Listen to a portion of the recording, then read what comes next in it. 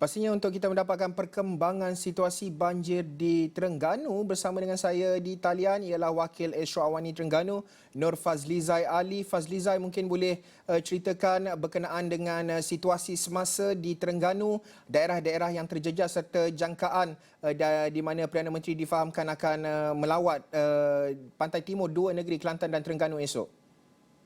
Baik, terima kasih Ashraf di studio. Jumlah masa banjir di Terengganu pada jam ini menunjukkan sedikit penurunan berbanding 17,742 mangsa yang terjejas pada 11 pagi tadi.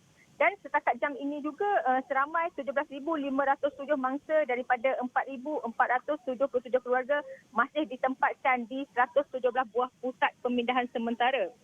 Berdasarkan laporan Sekretariat Jawatankuasa Pengurusan Bencana Negeri Terengganu, seramai 8,316 mangsa daripada 2,126 keluarga masih berada di 8 PPS di Kemaman.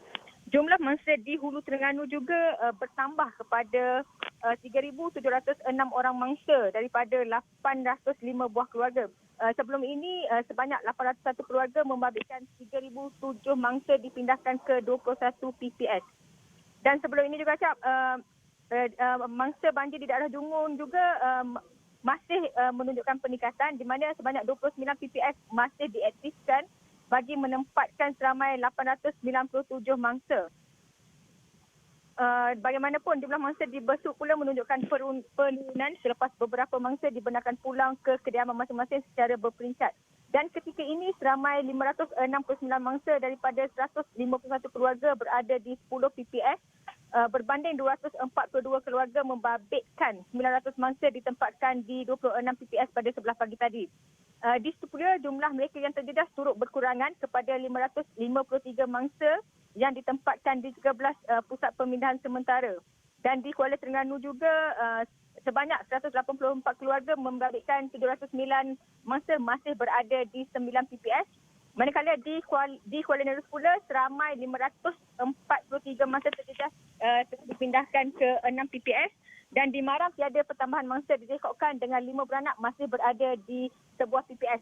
Baik Ashraf, esok dilaporkan Perdana Menteri akan mengadakan lawatan di negeri Terengganu dan juga Kelantan. Bagaimanapun ketika ini saya masih mendapatkan butiran lanjut di manakah lokasi yang akan Perdana Menteri akan melawat masa-masa banjir yang terjejas ini. Dan apakah bentuk bantuan ataupun pengumuman yang akan disalurkan kepada mangsa banjir yang terjadi di negeri Terengganu maupun Kelantan. Mungkin dengan perkabaran itu akan membawa berita gembira buat mangsa yang terjejas menerusi gelombang kelima banjir yang melanda Terengganu bermula Jumaat lalu, Ashraf. Ya, Fazlizai, mungkin boleh kongsikan juga sepanjang pemantauan di PPS, apa antara isu ataupun permasalahan yang perlu segera, adakah isu makanan, bekalan air ataupun apa isu yang dominan terhadap mangsa-mangsa di PPS ini? Baik Ashraf, antara rumusan ataupun yang dimaklumkan para mangsa banjir kepada saya sebentar tadi di mana bekalan air bersih antara yang diperlukan mereka untuk mandi dan sebagainya. Di mana menerusi tinjauan saya di PPS Bukit Taduk tadi, mereka memaklumkan bekalan air bersih itu telah terputus bermula Ahad lalu sejak banjir agak serius yang melanda di daerah Hulu Terengganu ini, Ashraf. Mereka juga terpaksa berjimat cermat menggunakan bekalan air mineral untuk memasak, minum kerana bimbang bekalan itu akan berkurangan dan tidak mampu menampung mereka kerana mereka tidak tahu sampai bila mereka akan berlindung di PPS berkenaan.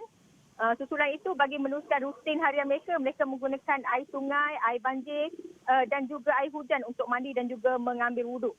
Bagaimanapun ketika ini keadaan cuaca di Hulu Terengganu ini berangsur cerah dan laluan yang terhalang oleh banjir juga telah surut. Dan ia sekaligus membolehkan ramai pihak untuk menyalurkan bantuan makanan kepada penduduk ini mudah untuk sampai ke PPS-PPS yang terlibat. Dan saya difahamkan bekalan air bersih ini akan pulih secara berperingkat bermula hari ini.